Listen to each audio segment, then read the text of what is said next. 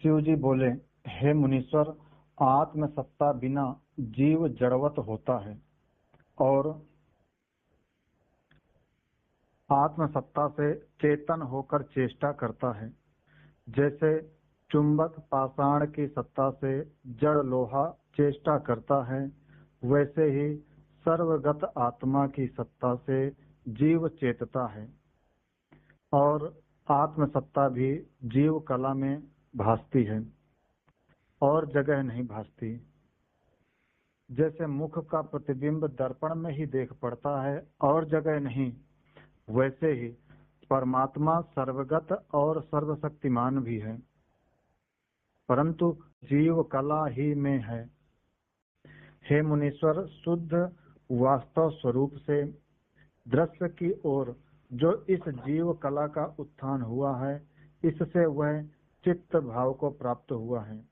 जैसे शूद्र की संगति करके ब्राह्मण भी अपने को शूद्र मानने लगता है, वैसे ही स्वरूप के प्रमाद से जीव कला अपने को चित्त जानने लगती है। अज्ञान से घिरा हुआ जीव महादीन भाव को प्राप्त होता है। जड़ देह के अभ्यास से कष्ट पाता है और काम क्रोध वात पित्त आदि से जलता है। जैसी जैसी भावना होती है वैसा ही वैसा कर्म वह करता है और उन कर्मों की भावना से मिला भटकता है। जैसे रथ पर आरूढ़ होकर रथी चलता है, वैसे ही जीव आत्मा मन प्राण और कर्मों से चलता है। हे मुनीश्वर, चैतन्य ही जड़ दृश्य जो अंगीकार करके जीवत्व को प्राप्त होता है और मन प्राण रूपी रथ पर चढ़कर पदार्थ की भावना से नाना प्रकार के भेद को प्राप्त हुआ सा स्थित होता है। जैसे जल ही की तरंग भाव को प्राप्त होता है, वैसे ही चैतन्य नाना प्रकार का होकर स्थित होता है। निदान यह जीव कला आत्मा की सत्ता को पाकर वृत्ति में स्फुरण रूप होती है। जैसे सूर्य की सत्ता को पाकर नेत्र रूप को ग्रहण करते हैं, वैसे ही परमात्मा की सत्ता पाकर जीव वृत्ति में चेतता है और परमात्मा चित्त में स्थित हुआ स्फुरण रूप दिखता है। जैसे घर में दीपक होता है तब प्रकाश होता है, दीपक बिना प्रकाश नहीं होता। अपने स्वरूप को भूलकर जीव दृश्य की ओर लगा है, इसी कारण आदि व्याधि से दुखी होता है। जैसे जब कमल डंडी के साथ लगता है तब उस पर भंवरे आकर बैठते हैं, वैसे ही जब जीव दृश्य की ओर लगता है तब दुख होता है और उससे जीव दीन हो जाता है। जैसे जब कमल डंडी के साथ लगता है तब उस पर भंवरे आकर बैठते हैं, वैसे ही जब जीव दृश्य की ओर लगता है तब दुख होता है और उससे जीव दीन हो जाता है। जैसे जल तरंग भाव को प्राप्त होता है, वैसे ही जीव अपनी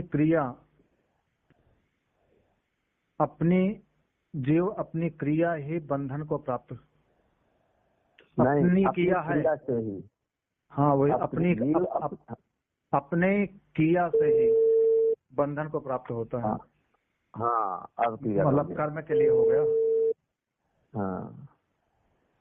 जैसे बालक अपनी परछाई को देखकर आप ही अविचार से भय पाता है, वैसे ही अपने स्वरूप के प्रमाद से जीव आप ही दुख पाता है और दीनता को प्राप्त होता है। हे मुनीश्वर, चित्त शक्ति सर्वगत और स्वयं सिद्ध है, उसकी अभावना करके जीव दीनता को प्राप्त होता है। जैसे सूर्य बादल से घिर जाता है, वैसे ही मूढ़ता से आत्मा का आवरण होता है। पर जब प्राणों का अभ्यास करता है तब जड़ता निवृत्त होती है और अपने स्वरूप का स्मरण हो आता है। जिनकी वासना निर्मल हो चुकी है वह स्थिर और एक रूप हो जाती है। वे जीवन मुक्त होकर चिरकाल तक जीते हैं और हृदय कमल में प्राणों को रोककर शांति को प्राप्त होते हैं। जब काष्ठ और मिट्टी के ढेले की तरह देह गिर पड़ती है तब पुर्यष्टका आकाश में लीन हो जाती है। जैसे आकाश में पवन लीन होता है वैसे ही उनका मन पुर्यष्टका का वहीं लीन हो जाता है। हे मुनीश्वर, जिनकी वासना शुद्ध नहीं हुई उनकी पुर्यष्टका मृत्यु काल में आकाश में स्थित होती है और उसके अनंतर फिर स्फुरित होती है। तब उस वासना के अनुसार जीव स्वर्ग नरक को देखने लगता है। यह शरीर मन और प्राण से रहित होता है तब शून्य रूप हो जाता है। जैसे पुरुष घर को त्याग कर दूर चला जाए वैसे ही मन और प्राण शरीर को त्याग कर और जगह चले जाते हैं और शरीर शून्य हो जाता है। हे मुनीश्वर, चित्त सत्ता सर्वत्र है परंतु जहाँ पुर्यष्टका होती है वहीं भाषित होती है और चेतन का अनुभव होता है, अन्यत्र नहीं होता। जब यह शरीर से पुर्यष्टका निकल जाती है शरीर तो मर जाता है, सूक्ष्म शरीर गति करता है। तो जैसे जिसकी वासना होती है, जिन चर्चा हुई थी ना, जिसकी जैसी वासना होती है फिर वैसा ही शरीर धारण करता है। तो कुल मिला करके चित्तो ही वासना मात्रम तद अभावे परम पदम। चित्त है, चित्त का रूप क्या है? वासना है। वासना जब तक निवृत्त नहीं होगी तब तक चित्त घूमता ही रहेगा। वशिष्ठ जी कहते हैं, हे राम जी, जिस अंतःकरण से वासना क्षय होती है तो उसके चित्त की वृत्ति स्थित हो जाती है। जब चित्त की वृत्ति स्थित होती है तो प्राण भी शांत हो जाते हैं और चित्त आत्मा में विलय हो जाता है। जैसे वायु शांत हो जाती है तो समुद्र में तरंगे उठना बंद हो जाती है और वो तरंगे भी समुद्र का रूप ही हो जाती हैं। ऐसे जब वासना उठती है तब चित्त के फुरने चलते हैं। जब वासना उठना बंद हो गई ज्ञान से, वासना उठती क्यों है? वासना क्यों उठती है बताओ। देखिए,